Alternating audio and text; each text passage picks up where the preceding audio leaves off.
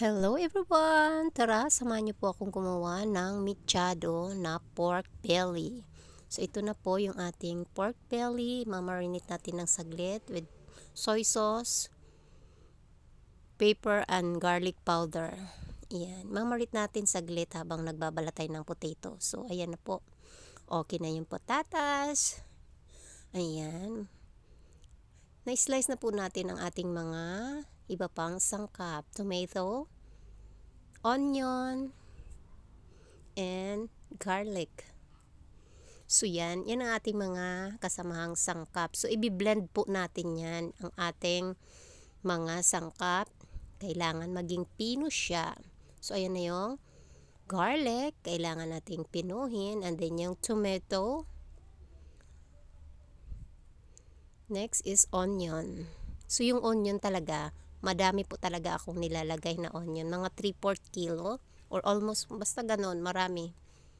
So ayan, kailangan naging pino lang po siya. Then ayan na po ang bell pepper. 3 bell pepper. Yes, kailangan sa sibuyas talaga pino siya. At kailangan marami po ha, yun ang technique doon. So ayan na po ang ating kawali. Mag-start na po tayo. Ang ating kasirola ay nandyan na. Ayan, mainit na yan ang apoy. Ilalagay na natin ang ating garlic. Isosaute ang ating garlic.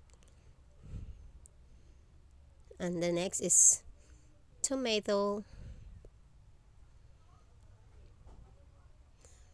Yan. The next is onion. Just saute lang.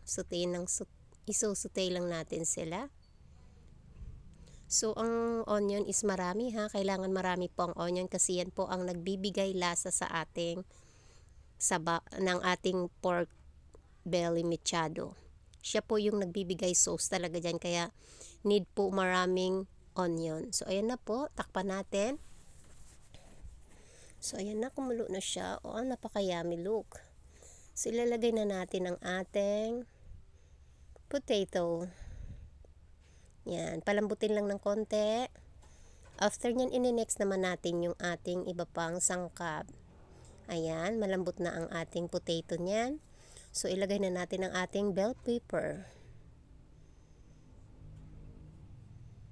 Ilagay natin ang ating liver spread. At ilagay na rin natin ang ating keso. Yes, may keso po. Yan po ang style ng aking mechado. Promise masarap po yan. Basta damihan nyo po ng sibuyas kasi yan po ang nagbibigay ng sabaw sa ating mechado. So ayan na po. After nyan, malapit na yan kasi luto naman na yung ating potato. Mix na lang yan po yan. So takpan saglit. Then ayan, finish na po yan. Ayan, ang bango niyan talaga, promise. Napaka-yummy po ng mechadong style ko na mechado. Yes, ang yummy po niyan, promise. Try nyo. So, ayan, isi-serve na po natin yan. Tapos na po. Napaka-yummy, oh. Yung sarsa, ang sarsa, napakasarap niyan. So, ayan na, serve na. Thank you for watching, everyone. See you on my next video. Bye!